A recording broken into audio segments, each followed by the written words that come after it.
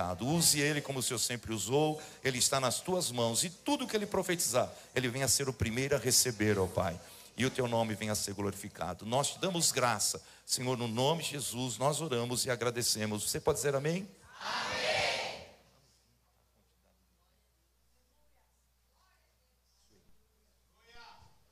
Meus irmãos queridos, a paz do Senhor Jesus. Amém. Graça e paz. A presença de Deus está aqui. A graça de Deus está aqui.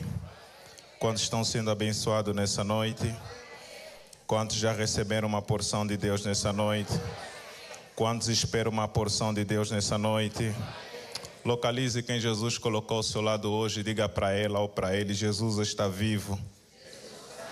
Falei com ele hoje.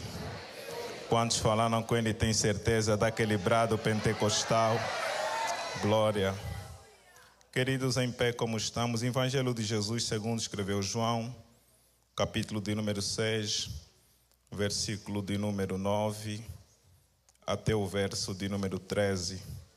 Enquanto você procura, minha expressão de palavra de gratidão ao nosso bom Deus por essa oportunidade singular.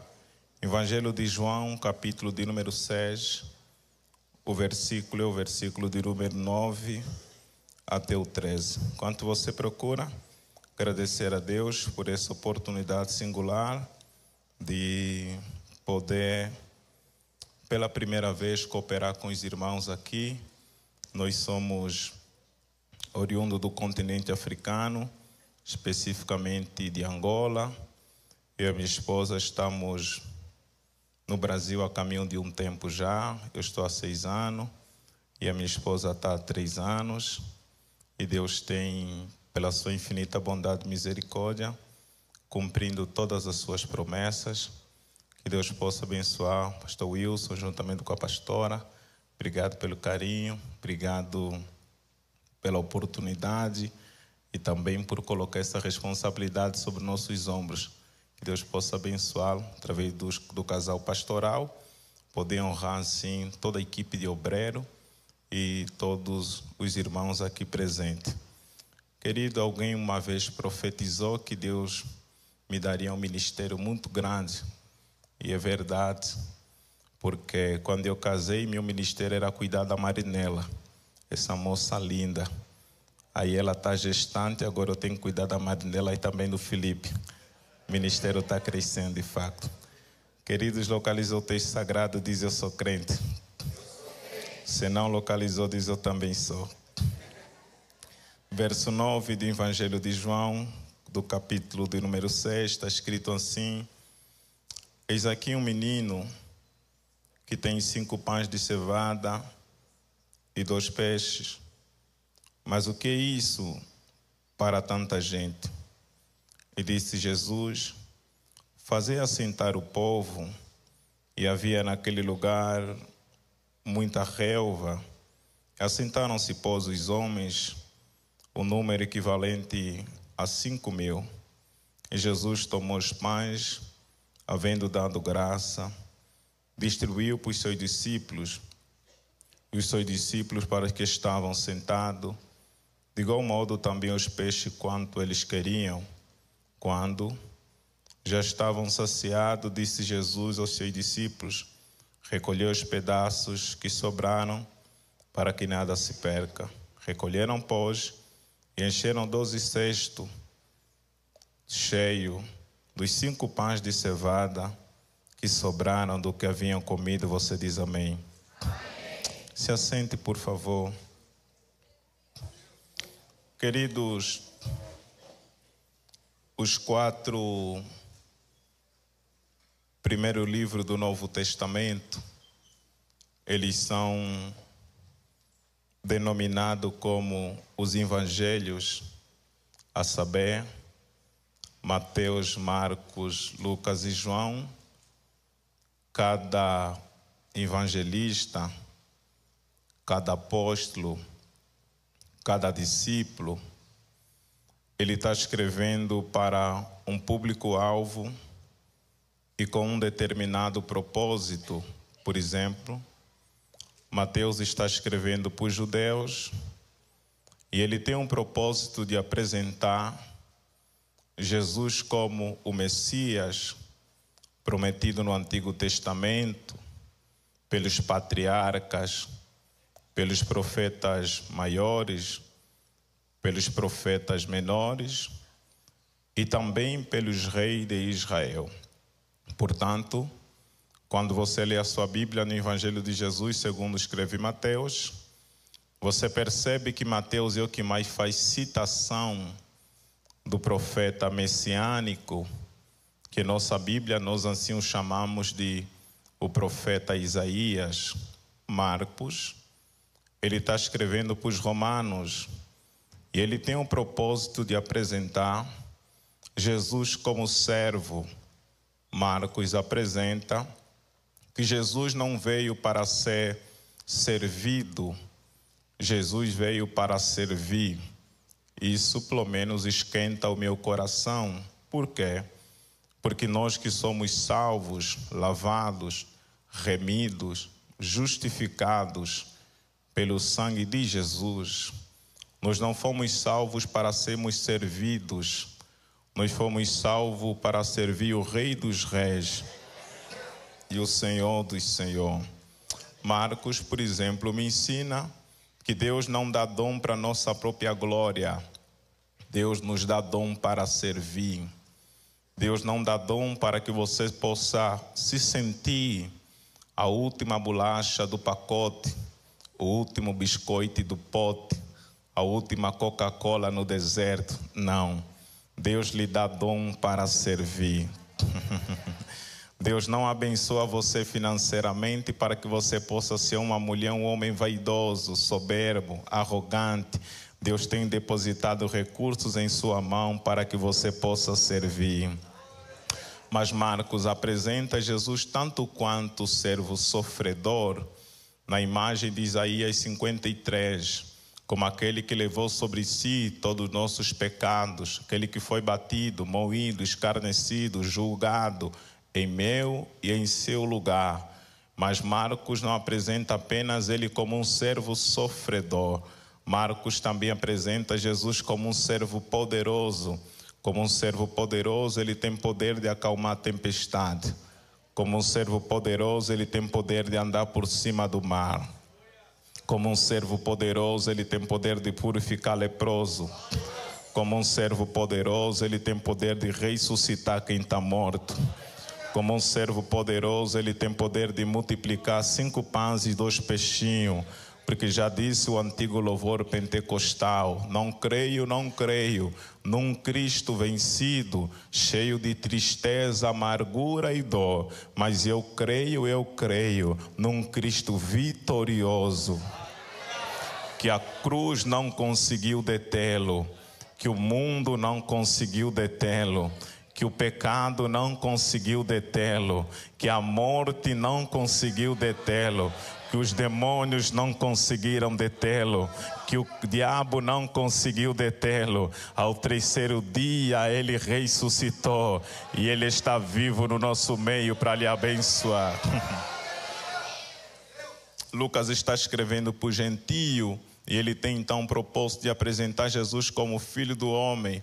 A narrativa bíblica e teológica de Lucas é que Jesus é o homem perfeito. Apenas um detalhe para não ficar cansativo para você. Lucas está apresentando Jesus como o homem perfeito, na imagem daquilo que Paulo chama de segundo Adão. O primeiro Adão é o homem feito à semelhança de Deus. O segundo Adão é o Deus, Jesus, que se fez na semelhança dos homens. O primeiro Adão, tendo tudo no jardim, não fez nada. Mas o segundo Adão, não tendo nada no deserto, fez tudo para a glória de Deus. O primeiro Adão trouxe mundo e desgraça ao mundo, morrendo ou comendo o fruto de uma árvore viva chamada árvore do conhecimento do bem e do mal. Mas o segundo Adão trouxe graça e salvação ao mundo, morrendo numa árvore morta chamada a cruz do Calvário. Jesus é o segundo Adão. O primeiro Adão teve que dormir para que dele se estreie a sua esposa chamada Eva, mas o segundo Adão teve que morrer na cruz do Calvário para que dele nascesse a sua esposa chamada igreja, lavada, remida, justificada no sangue de Jesus. Eu estou ficando animado já, eu estou ficando animado aqui. O primeiro Adão acorda de um sono profundo e ele vira poeta, diz assim: esta é osso dos meus ossos e carne da minha carne. Mas o segundo Adão ressuscita ao terceiro dia e declara para a sua igreja: ide por todo mundo e pregai o evangelho. Jesus é o segundo Adão. Mas olhe para cá, João está escrevendo para os gregos e para todas as classes de pessoas, e João apresenta Jesus como Filho de Deus. A narrativa bíblica, teológica de João é que Jesus é Deus. Jesus é o Deus encarnado. Jesus é o Deus todo-poderoso. Jesus não é um Deus pequeno como ensinou a testemunha de Jeová. Jesus é o Deus criador do universo. Jesus é o Deus redentor. Jesus é o Deus provedor. Jesus é o Deus sustentador. Jesus é o Deus remidor. Para João provar sua tese, ele mostra então, ele escreve, ele narra pelo menos 7 milagres que ele chama de 7 sinais. Apenas um detalhe para você levar para sua casa: todos os milagres narrados no Evangelho de João, eles não acontecem através do toque de Jesus,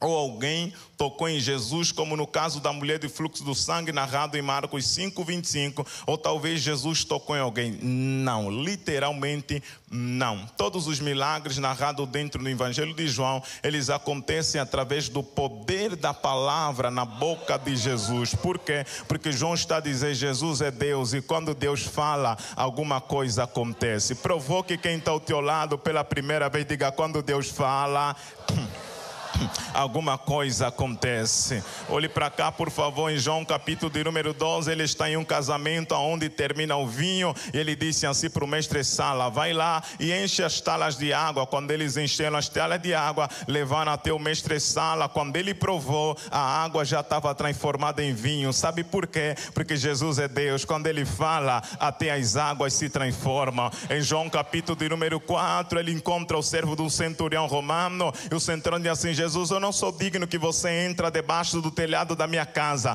mas fala apenas uma palavra que o meu criado vai ficar curado. Jesus liberou uma palavra e o criado ficou curado dentro de casa. Sabe por quê? Porque Jesus é Deus. Quando ele fala, até os enfermos são curados. Em João capítulo de número 5, ele está no tanque de Betesda. O paralítico está ali há 38 anos esperando o movimento das águas. Jesus chegou para aquele homem e disse assim: moço, toma a tua cama e vai para a tua cama. O homem levantou, tomou a cama dele e foi para casa. Sabe por quê? Porque Jesus é Deus. Quando ele fala, os paralíticos voltam a andar. Em João capítulo de número 9, ele está no tanque de Siloé. Ele disse assim para um cego de nascença: vai lá e lava o teu rosto no tanque de Siloé. O menino foi lá, lavou o seu rosto, os seus olhos se abriram. Sabe por quê? Porque Jesus é Deus. Quando ele fala, até os cegos voltam a enxergar. Em João capítulo de número 11, ele está na aldeia de Betânia, onde Lázaro já está morto há 4 dias. E Jesus diz assim: eu vou conversar com o morto, eu vou bater um papo com Lázaro. E ele deu aquele brado pentecostal: Lázaro, sai para fora. Não sei se vocês ainda acreditam, mas o morto ouviu a sua voz e saiu para fora. Sabe por quê? Porque Jesus é Deus. Quando ele fala, até os mortos voltam a reviver. Deixa eu abrir um parênteses só para lhe dizer: como igreja que somos, pastor William, nós não precisamos de vela ungida, nós não precisamos de água ungida, nós não precisamos de feijão que tira coronavírus, nós não precisamos de pedra que matou Golias, nós não precisamos de azeite ungido, nós não precisamos de água do Rio Jordão. Como igreja que somos, nós só acreditamos numa coisa: nós acreditamos no poder da palavra de Deus. Porque aonde entra a palavra, entra a salvação. Aonde entra a palavra, entra a restauração. Aonde entra a palavra, entra a libertação. Aonde entra a palavra, os demônios batem retirada. Aonde entra a palavra, a graça de Deus se manifesta. Eu não sei se você veio hoje para receber, mas Deus tem uma palavra para você. Levante as mãos e dá o brado de glória a Deus se você pode. Olhe para cá, por favor. Você tem mão de crente ainda? Levante ela outra vez. Agora pegue na mão de alguém e diga: Deus tem uma palavra para você. Diga: Deus tem uma palavra para você. Se a palavra entrar, a enfermidade vai sair. Se a palavra entrar, o pecado vai sair. Se a palavra entrar, o vício vai sair. Se a palavra entrar, a droga vai sair. Eu estou profetizando para alguém. Se a palavra entrar, os jovens serão avivados. Se a palavra entrar, os casamentos serão restaurados. Se a família entrar, as famílias serão salvas para a glória. Olhe para cá, por favor, porque eu fiz essa introdução longa. Por quê? Porque o texto que lemos, ele é o único milagre que ele é narrado dentro dos 4 evangelhos que eu apresentei para você. Se você perguntasse para Mateus, Mateus, conta para nós quando é que aconteceu a primeira multiplicação de pão e peixe. Mateus podia dizer, aconteceu um tempo, em uma época, que na nação de Israel morre um profeta, e esse profeta que morre, o seu nome é João o Batista. Dentre tantas coisas que eu já preguei, já ensinei, já partilhei sobre João Batista, uma delas eu quero deixar nessa semana profética. João Batista, ele era profeta de uma mensagem só. Ele não tinha 2 mensagens, ele não tinha 3 mensagens, ele tinha uma mensagem.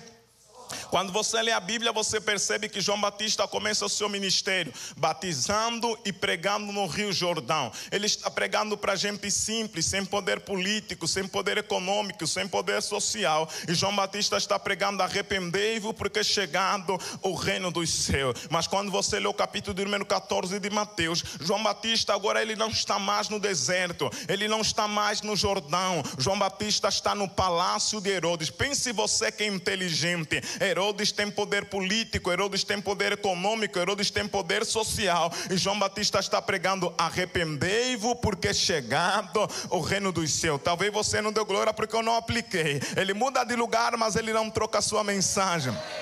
Ele muda de lugar, mas ele não perde o seu propósito. Ele muda de lugar, mas ele não perde a sua missão. Ele muda de lugar, mas ele não perde a sua essência. Ele muda de lugar, mas ele continua sendo profeta, entregando aquilo que Deus mandou. Será que eu posso abrir um parênteses só para provocar o teu coração? Tem crente que Jesus não pode tirar do Jordão e mandar para o palácio, irmão. Ele muda radicalmente. Ele diz assim: não sei por que orar, não sei por que ir na semana profética, eu não sei por que consagrar.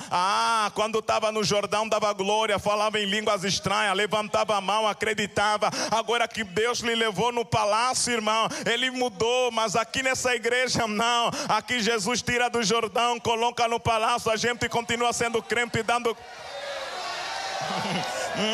Olhe para cá, por favor. A Bíblia diz então que esse profeta morreu. Jesus, ouvindo isso, ouvindo o quê? Ouvindo que o seu primo profeta morreu, Jesus retirou-se para um lugar deserto. Marcos fala que ele vai para o deserto para descansar. Mateus fala que ele vai para o deserto para estar em particular com os seus discípulos. E Lucas diz que ele vai para o deserto para estar em comunhão com o Pai. Uma grande multidão, diz o historiador Flávio José, possivelmente equivalentemente a 15.000 pessoas. Eles estão no lugar chamado cidade. Independentemente da versão bíblica que você está lendo, a palavra cidade aparece como aldeia. Eles estão nesse lugar confortável, mas eles perceberam, eles observaram, eles averiguaram que Jesus não estava na cidade. Eles começam a caminhar a pé desde a cidade até o deserto, porque Jesus estava no deserto. Eles estão passando uma mensagem para minha mente, o meu coração: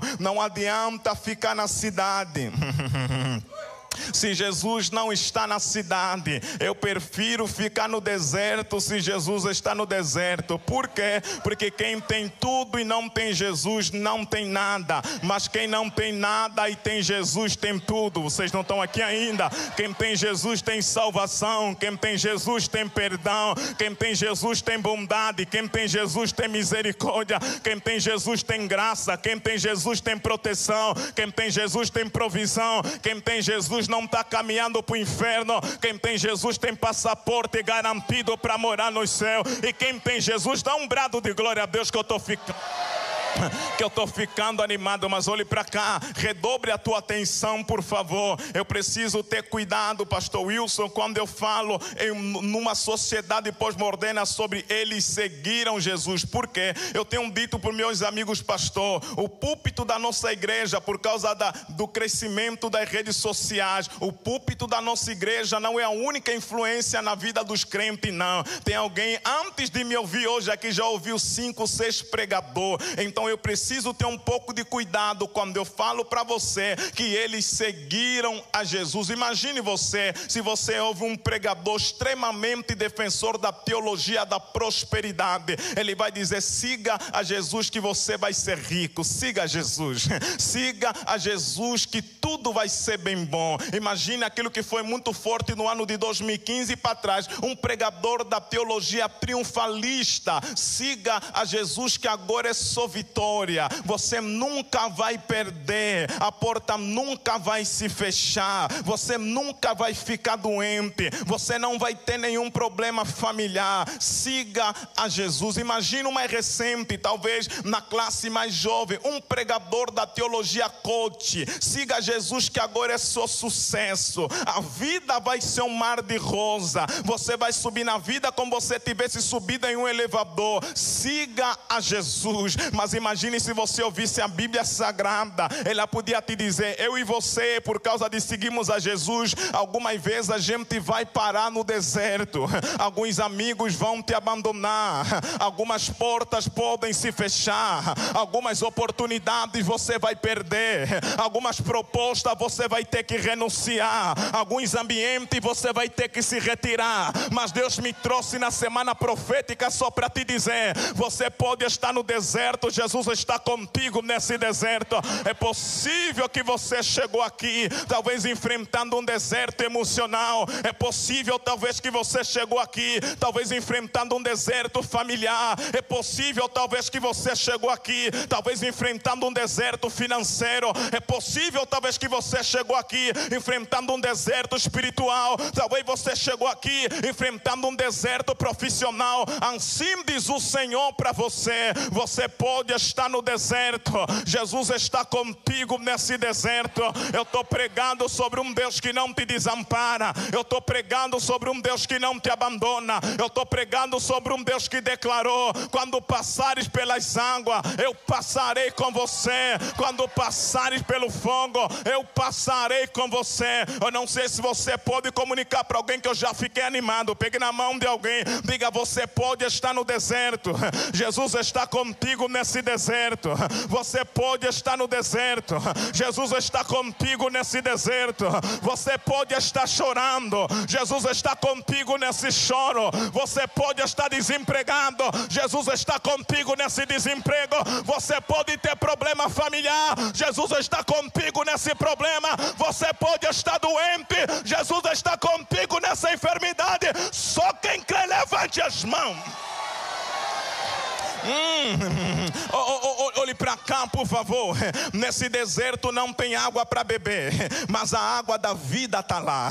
Nesse deserto não tem sombra para descansar, mas a sombra do onipotente está lá. Nesse deserto não tem rocha para sentar, mas a rocha inabalável está lá. Porque quando Jesus me leva no caminho do deserto, Ele só quer me ensinar. Não são as coisas que eu tenho no lado de fora que dá sentido à minha alma, mas é a presença que eu carrego no lado de dentro. Eu vou falar outra vez. Não são as coisas que a gente tem no lado de fora que dá sentido à nossa alma, mas é a presença que você carrega no lado. Olhe para cá, por favor.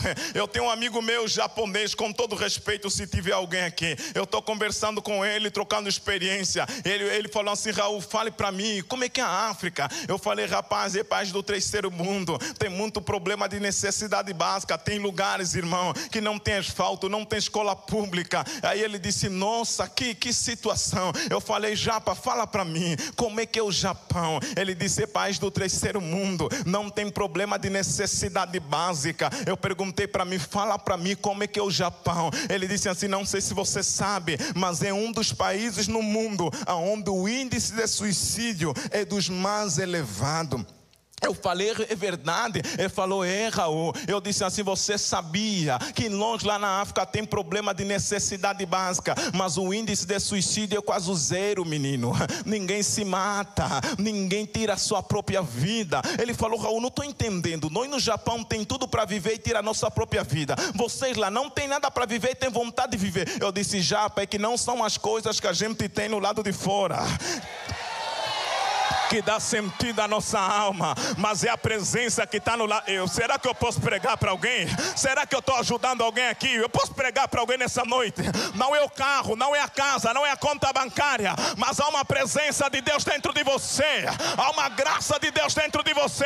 Levante as mãos, levante as mãos. Eu senti que essa igreja é pentecostal. Pegue na mão de alguém agora, chacoalhe e diga: há uma presença te sustentando, há uma presença te sustentando, há uma presença que te sustentando.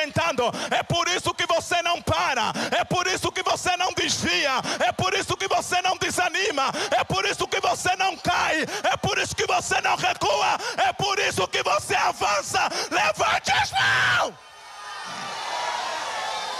Há uma presença de Deus. Alamacá. Levante as duas mãos que eu estou profetizando para alguém.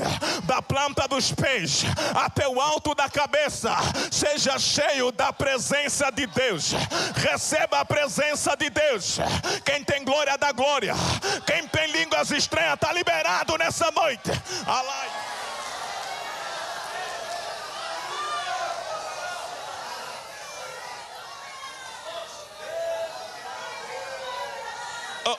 Olhe para cá, eu preciso correr.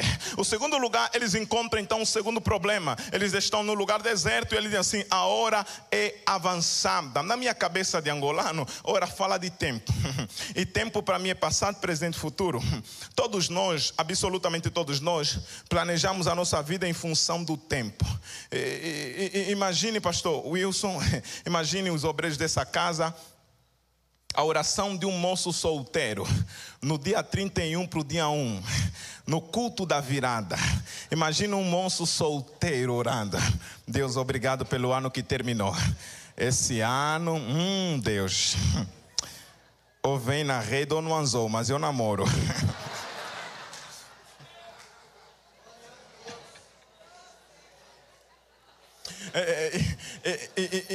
Olhe para cá, olhe para cá, olhe para cá. Imagine uma mulher que está orando há muito tempo pela conversão do seu marido. Deus, esse ano ele vem. Uma linguagem bem pentecostal, né? Ou no amor ou na dor, mas ele vem. Imagine a oração de uma mãe que está orando pela libertação dos seus filhos. Jesus, é esse ano. Imagine a oração de um empresário que terminou o ano no vermelho. Jesus, esse ano, estende a sua mão para a minha empresa. Estende a sua mão, Jesus. Imagine a oração dessas pessoas. Agora, olhe para cá. Deixa eu lhe provocar mais um pouco. Quando aquilo que você sonha, quando aquilo que você planeja, não acontece no tempo que você sonha ou planeja, você entra numa crise. Sabe qual é a crise? A crise da comparação. Você olha para o teu colega de trabalho e já conseguiu e você nada. Você olha para aquela tua vizinha do prédio, tribulosa, já conseguiu e você? Se na sua família tem aquele bendito grupo do Zap, então tem esse cara que eu vou falar aqui. Aquele membro da família gosta de discutir política lá dentro. Até esse daqui já conseguiu e você? Nada. Você fala assim: Jesus, eu estou na semana profética, eu oro, parece que nada acontece. Jesus me trouxe só para lhe dizer: filho, filha, eu não trabalho no tempo do homem. Eu não trabalho no Cronos, que é o tempo cronometrado. Eu trabalho no Kairos, que é o tempo de Deus. Eu estou sentindo a graça de Deus aqui. Então lá vai profecia: você não está esquecida, você não está desamparado, você não foi jogado do lado. O que é seu, Deus tem preparado para o tempo certo e para a hora certa. Um dia Jesus chegou na aldeia de Betânia. Olha o que Marta falou: se o Senhor estivesse aqui, meu irmão não teria morrido. Grifa isso aqui para ficar lindo. Estivesse. Marta conjugou o verbo no passado. Estivesse. Marta conjugou o verbo no... Jesus disse assim: Marta, eu sou a ressurreição e a vida. Eu sou. Jesus conjugou o verbo no presente. Marta disse: tá bom, eu entendi que você é, mas Lázaro só vai ressuscitar na ressurreição do último dia. Marta falou de futuro. Jesus disse: Marta, você não entendeu a revelação. Eu não fui, eu não serei, eu sou.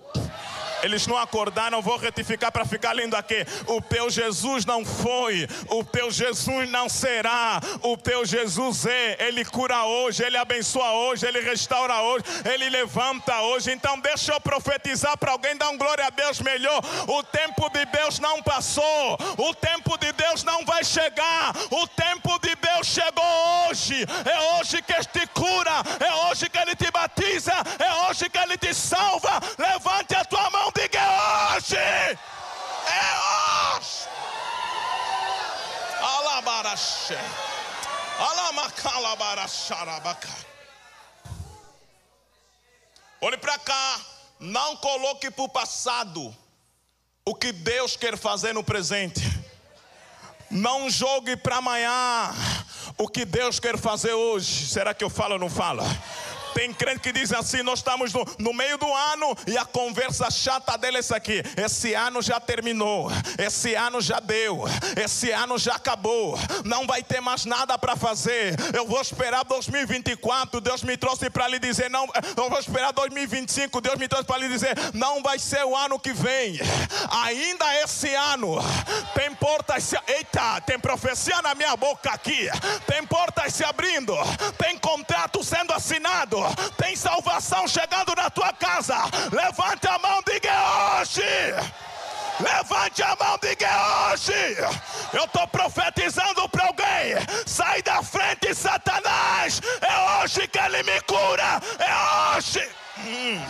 Levante as mãos que eu estou animado aqui. Pegue na mão de alguém, chacoalhe até ficar irritado. Diga: é hoje. Se você crê hoje, se você crê hoje, se você crê hoje, é hoje que Ele te cura, é hoje que Ele te abençoa, é hoje que Ele te exalta. Levante as mãos, vamos, e diga: é hoje.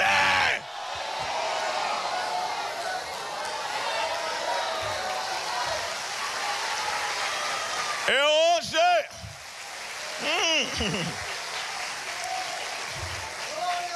Olhe para cá.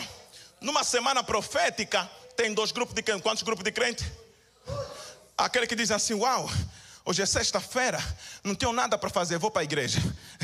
Menino, ele vem para cá, o louvor não lhe interessa, o ofertório não lhe interessa, o testemunho não lhe interessa, palavra para ele é chato, porque ele veio porque não tinha nada para. Mas tem um segundo grupo de pessoas, são que dizem assim: hoje é sexta-feira, tem semana profética, é hoje. É hoje. Eu não sei se a igreja sobe ou se o céu vai descer, mas é hoje.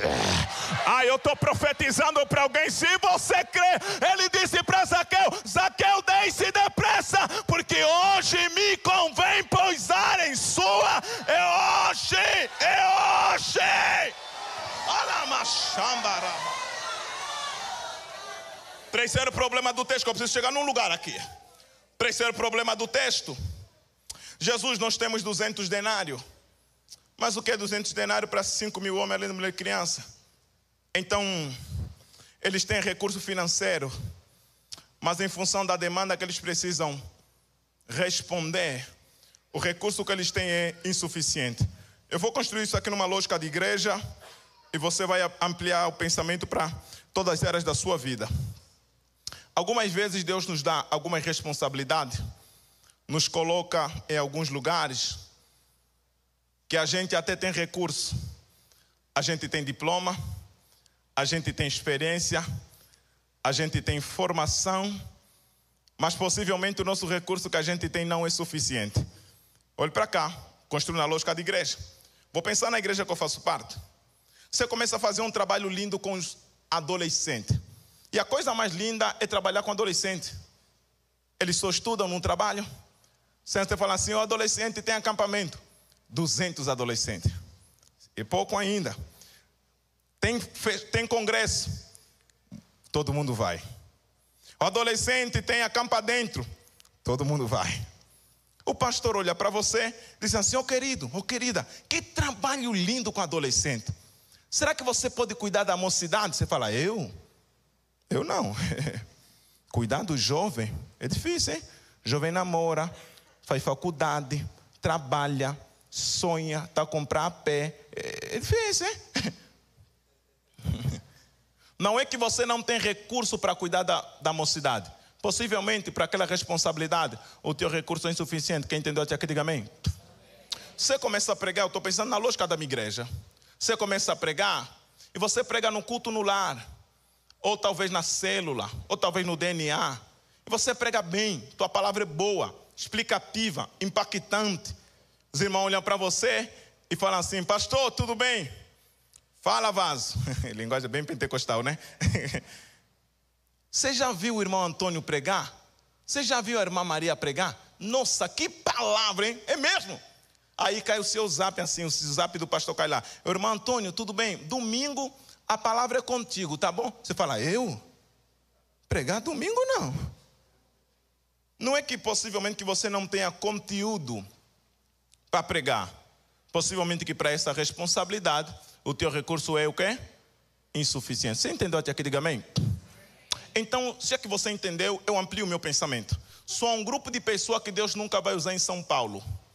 Só um grupo de pessoas que Deus nunca vai usar aqui em Santo André. Só um grupo de pessoas que Deus nunca vai usar nessa igreja. Me pergunte qual? Pessoas autossuficientes. Quando eu sou autossuficiente, eu acabo me tornando arrogante e soberbo. Eu digo assim: se eu não pregar, a palavra não vai ser boa. Se não for eu a profetizar, a profecia não é verdadeira. Se eu não cantar, o louvor não sai bem. Se eu não tocar, eu vou ver quem vai tocar. Jesus olha para o meu nariz empenado e ele disse assim: meu filho, você pode ir com técnica, pode ir com diploma, pode ir com oratória, pode ir com teologia, pode ir com carreira, mas você não irá com a minha graça. Mas tem alguns crentes aqui assim que ele fala assim: Jesus, eu não posso, Jesus, eu não tenho, Jesus, eu não faço, Jesus, eu não aguento, Jesus, eu não suporto. Jesus disse assim: aonde termina a sua capacidade, eu começo a trabalhar. Eita, pelo menos 2 vasos entenderam isso aqui. Você não pode, mas Deus pode. A tua mão não toca, mas a mão de Deus toca. A tua voz não convence, mas a voz de Deus convence. Eu estou pregando para alguém nessa noite: se prepara. O teu celeiro pode ficar vazio, mas a despensa de Deus sempre vai estar cheia. É profecia para alguém nessa noite. Eu vou repetir outra vez: se prepara. Os teus recursos podem terminar, mas os recursos de Deus chegarão com providência. Levante. Eu estou sentindo a graça de Deus aqui. Eu vim profetizar para alguém: crente não vive de sorte, crente não vive de azar, crente vive de providência de Deus na sua casa. Alamacalabá. Será que eu posso falar mais outra vez?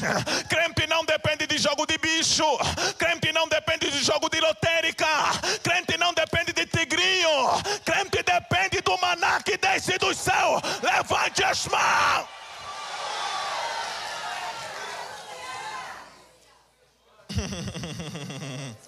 Vocês estão aqui ou não? Vocês estão aqui ou não? Vocês estão aqui ainda? Vocês estão aqui ainda? Então eles encontram uma solução. Estou indo concluir agora. Eles encontram uma. Jesus, manda embora essa multidão. Que multidão? Qual multidão? Você lembra do que saiu da aldeia? Sabe o que é que Marcos fala? Se você juntar os 4 evangelhos, Marcos diz que nesse deserto Jesus pregou. Mateus fala que nesse deserto Jesus cuidou. João diz que nesse deserto Jesus lhe viu como ovelha sem pastor. Então vamos montar o esqueleto aqui. É uma multidão que viu Jesus pregar. É uma multidão que recebeu o cuidado de Jesus. É uma multidão que viu Jesus fazendo milagre. Quando eles encontram um obstáculo, eles falaram: manda embora, Jesus. Qual é a palavra-chave por debaixo da expressão manda embora? Essa aqui: Jesus, lugar é deserto, hora é avançada, nós temos pouco dinheiro, manda embora. Por quê? Porque se eles ficarem contigo aqui no deserto, eles vão morrer de fome. Manda voltar para a aldeia para saciar a sua. Vem para cá, não me perde não. Por que que muita gente desvia? Você já se perguntou por que que muita gente desvia? Você já se perguntou por que o camarada está na igreja, toma bênção. Bênção para sua casa, bênção para sua família, bênção para a igreja. Do nada, sumiu. Você já se perguntou isso? É só por causa disso aqui. Muitos de nós estamos na igreja, recebendo uma palavra de Jesus, vendo Jesus fazendo coisas extraordinárias, recebendo o consolo de Jesus, mas a nossa mente está aqui. Jesus, eu vou morrer de fome. Jesus, eu venho para o culto, meus colegas de trabalho vão para o bar, eu vou morrer de fome. Jesus, eu venho para a igreja, meus primos, minhas primas vão para a balada, eu vou morrer de fome. Jesus, eu estou sendo fiel, estou sendo justo, e as coisas estão difíceis, mas o camarada lá que está dando jeitinho, está prosperando, eu vou morrer de fome. Vocês estão aqui ou não? Jesus, eu estou na santidade para casar certinho, para receber a bênção do altar. Mas quem dorme na cama com gente que não recebe a bênção do altar, está feliz. Jesus, olha como é que eu estou, eu vou morrer de fome. Aí o que é que eu faço? Eu saio da presença de Jesus, eu vou para o mundo, para tentar saciar a minha fome, porque eu não sei de duas verdades. Quantas verdades? Primeiro, o que eu não consegui na presença de Jesus, não vou conseguir na presença do diabo. Vocês não estão aqui ainda. Segundo, o diabo trabalha com publicidade enganosa. Provou que alguém só para ele não dormir, diga: o diabo trabalha com publicidade enganosa. O diabo promete vida, mas mata. O diabo promete liberdade, mas escraviza. O diabo promete bênção, mas amaldiçoa. O diabo promete exaltação, mas humilha. O diabo promete prosperidade, mas faz a gente viver na miséria. O diabo promete felicidade, mas faz a gente ficar na angústia. Mas Jesus disse assim: eu vim para você ter vida. E vida, eita, eu estou pregando para alguém aqui. O que você precisa não está no teu passado. O que você precisa não está mais no mundo. O que você precisa não está na mão do diabo. Tudo que a tua alma precisa, tudo que a tua casa precisa, tudo que você precisa está na presença de Jesus. Levante as mãos. Eles estão pensando agora em desistir. Quando eles estão pensando em desistir, versículo de número 9 do texto que lemos. E disse André: eis aqui um menino. Deixa eu trabalhar com alguém aqui. Homem de Deus, você pode levantar? Pode deixar sua Bíblia? Você pode subir? Por favor. Dá uma salva de palmas pela vida dele. Yes, come on. É isso mesmo. Pode ficar por aqui. Vocês estão aqui ainda ou não? Quando eles estão pensando em desistir, apareceu um. Mas ele é um adolescente. Flávio José diz que ele é um adolescente e a refeição só servia para ele. Então vem para cá, vamos pensar na cabeça de São Paulo. Vamos pensar na cabeça de Santo André. 5 pães e 2. Pensa assim no lanche do MEC. O lanche e a batata. Pensa um adolescente olhando para 5.000 homens, além de mulher e criança, com o lanche do MEC. Ele está aqui. O que eu vou fazer? Por onde é que eu vou começar? Tem tanta gente com fome aqui. O menino tem recurso, mas não sabe o que vai fazer. André sabe o que vai fazer, mas não tem recurso. Estão longe ainda. O menino tem recurso, mas não tem ideia. André tem ideia, mas não tem recurso. O menino tem matéria, mas não tem dinheiro. André tem dinheiro, mas não tem matéria. O menino tem bênção, mas não tem projeto. André tem projeto, mas não tem bênção. Olha o que o menino falou: André, eu tenho recurso, você tem ideia, vamos trabalhar junto. Não, vou repetir outra vez para ficar lindo aqui. Eu tenho ideia, você tem recurso, vamos trabalhar junto. Sabe por quê, André? Porque no reino de Deus nossa diferença não nos causa inveja. No reino de Deus nossa diferença nos completa. Pegue na mão de alguém, pode pegar aqui, pegue na mão de alguém e libera a primeira. Diga assim: eu tenho ideia, você tem recurso, vamos trabalhar junto, vamos caminhar junto, vamos dar glória junto, vamos servir junto, vamos adorar junto, vamos para o céu junto. Eu estou pregando para alguém: não existe grupinho na igreja, não existe panelinha na igreja. Deus está levantando hoje, na semana profética. Levante as mãos. Meu Deus, olha que Paulo falou. Agora mistura com glória, mistura com aleluia. Vai. É isso mesmo. Segura. Olha o que Paulo falou. Eu plantei, Apolo regou, mas quem deu crescimento é Cristo. Eu plantei, Apolo regou, mas quem deu crescimento é Cristo. Você não está aqui ainda não? Então diga para alguém assim: eu planto, você rega e Deus prospera. Eu planto, você rega e Deus prospera. Eu planto, você rega e Deus prospera. Eu estou pregando para alguém aqui. Cadê os pentecostais nessa noite? Come on! Olhe para cá, meu filho. Deus tem me dado a graça de conhecer o Brasil e pregar em algumas igrejas.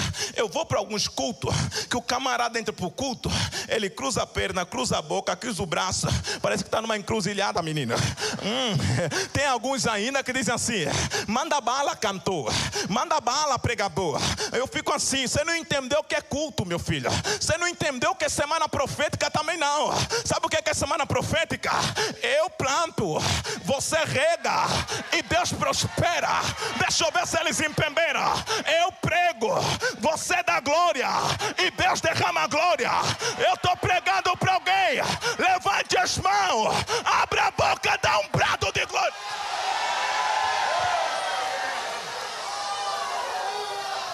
Pegue na mão de alguém para ver se ele não dormiu. Diga: eu planto, você rega e Deus prospera. Ele prega, você dá glória, Deus derrama glória. Ele prega, você dá glória, Deus derrama glória. Ele prega, você dá glória, Deus derrama glória. Cadê a igreja que caminha junto aqui? Cadê o povo da união aqui? Levante as mãos, meu filho. Vai!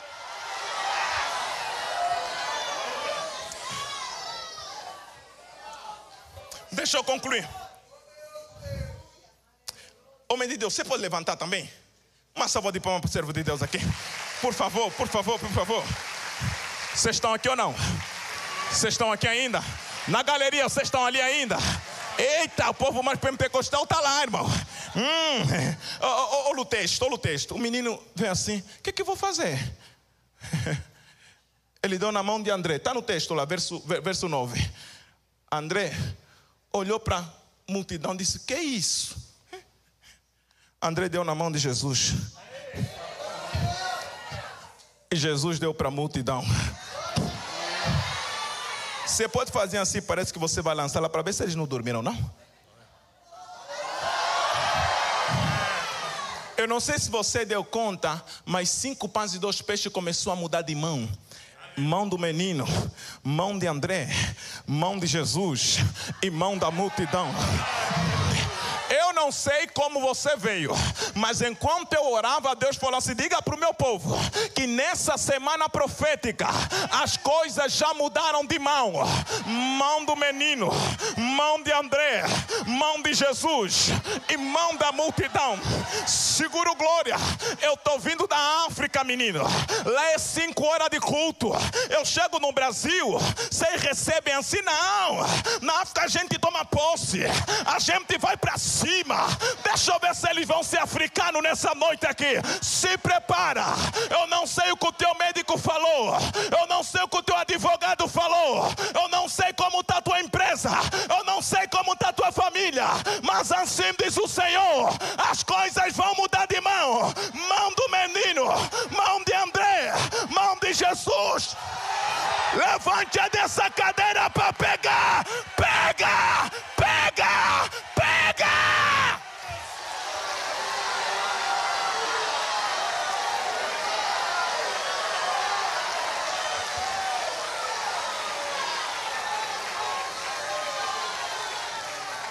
Fica em pé, senão eu prego 2 horas, mas fica em pé. Marabacalabaxê. Você pode falar para 2 ou 3, diga assim: as coisas estão mudando de mão. Não, é para falar com o profeta. Diga: as coisas estão mudando de mão. As coisas estão mudando de mão. As coisas estão mudando de mão. As coisas estão mudando de mão. As coisas estão mudando de mão. Eita, estou sentindo o grandão da Galileia. Depois dessa semana profética, você vai voltar para o teu médico e essa enfermidade não está mais no teu corpo. porque as coisas já mudaram de mão. Eu estou pregando para alguém, aquela causa que está muito tempo travada na justiça, o advogado vai ligar para você, é Deus dizendo: as coisas já mudaram de... Você vem para a igreja sozinha, mas depois dessa semana você vai vir com teu marido, com teu filho. Cadê os pentecostais aqui? Talvez você está aqui, está dizendo: pastor, eu estou desempregado. Você estava desempregado, porque as coisas já mudaram de mão. Vai, levante as mãos, meu filho.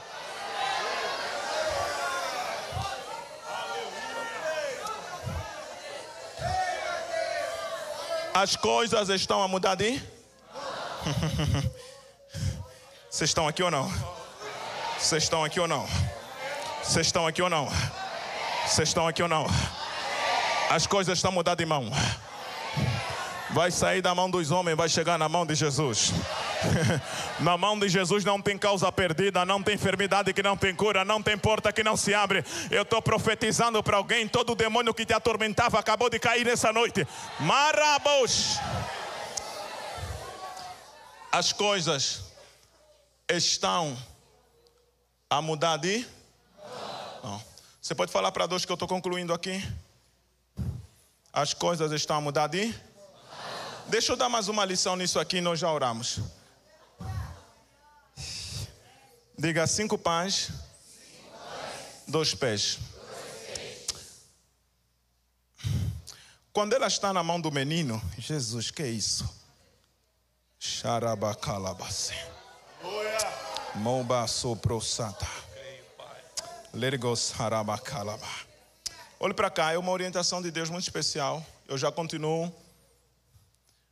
Mas Deus vai visitar essas 3 classes de pessoa.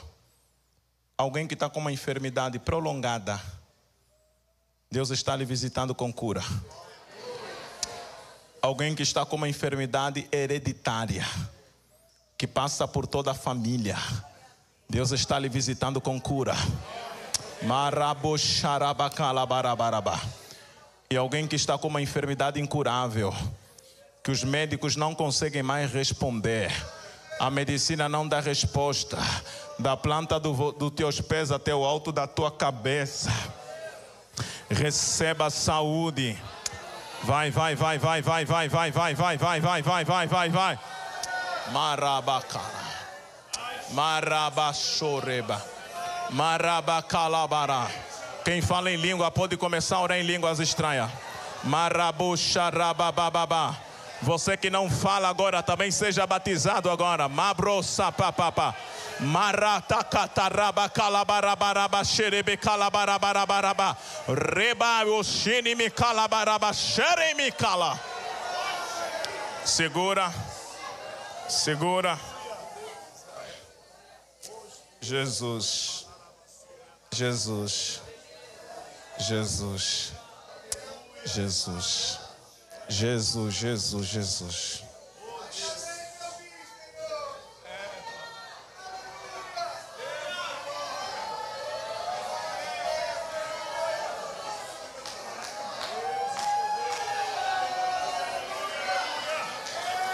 Aumenta essa intensidade, aumenta, vai. O Espírito de Deus está fazendo alguma coisa aqui. Há um mover de Deus se movendo aqui. Há uma atmosfera espiritual aqui. Maroba calaba. Eu quero continuar a pregar, mas a graça de Deus está dizendo: eu estou visitando o meu povo. Abra a boca e seja cheio. Abra a boca, seja curado. Abra a boca, seja renovado. Mara, labrash, alamayosh, alamatai, laramasurimicoa, lapaiopondo panachá, ranacalamassurimicoa, da planta dos pés. Receba na galeria, receba lá atrás, receba aqui, receba. Abra a boca e pega. Deus está te visitando.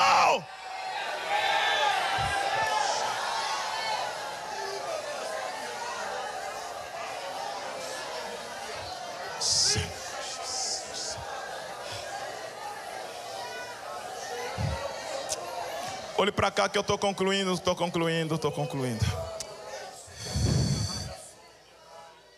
O Espírito de Deus está aqui. E as coisas estão mudando de mão. Duas coisas eu faço, pastor, e eu já concluo aqui. Deixa o sermão assim terminar assim do jeito que terminou mesmo. Vocês estão aqui? Eu queria hoje convidar 2 grupos de pessoas para nós encerrarmos. Primeiro, você que está afastado ou afastada. Você que nunca foi crente. Você que já foi crente e você se afastou. E você quer hoje entregar sua vida na mão de Jesus. Você quer entender que as coisas estão mudando de mão. Onde é que está você? Levanta as suas mãos. Levanta as suas mãos. Você que não seja crente e foi convidado por alguém. E quero hoje colocar sua vida na mão de Jesus. Tem uma mulher lá atrás, na galeria. Tem alguém? Alguém pode ajudar a chegar aqui? Vamos lá, come on, as coisas estão mudando de mão. Vai. Esse momento é tão espiritual quanto o momento da pregação, quanto o momento do louvor. Cadê a segunda vida? Vem rápido, vem. Nós queremos te abençoar. Você que está afastado ou afastada e vai colocar sua vida na mão de Jesus, vem. Pode vir, vem. Vem para Jesus, vem. Volte para a mão do Criador. Volte para a mão do Redentor. Volte para a mão daquele que te ama. Volte. Que o que a sua alma precisa não está mais no mundo. O que a sua alma precisa não está mais no seu passado. Mas está tudo na mão de Jesus. Está tudo na mão de Jesus. Onde é que está você? Vem para cá rapidão, nós queremos orar por você. Você não precisa ter medo de oração. Oração não mata. Quem mata é o pecado, quem mata é o mundo, quem mata é o diabo. Oh, alguém dá um brado de glória a Deus. Somebody.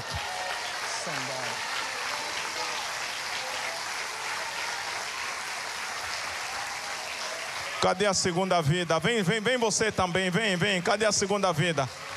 Vem rápido aqui, nós queremos te abençoar. Cadê a segunda vida? Vem, você que está afastado. Vem você, moça, vem mesmo, vem, não tenha medo. Vem, Jesus está lhe chamando. Chegou a noite de você se reconciliar. As coisas vão mudar de mão, as coisas já estão mudando de mão.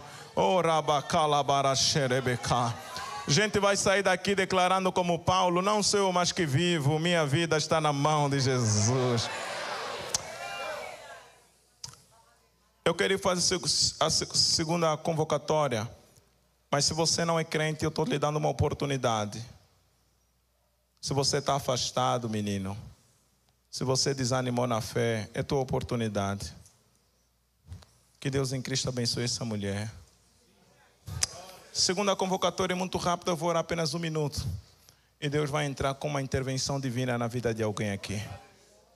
É um caso muito específico e Deus falou contigo pela palavra.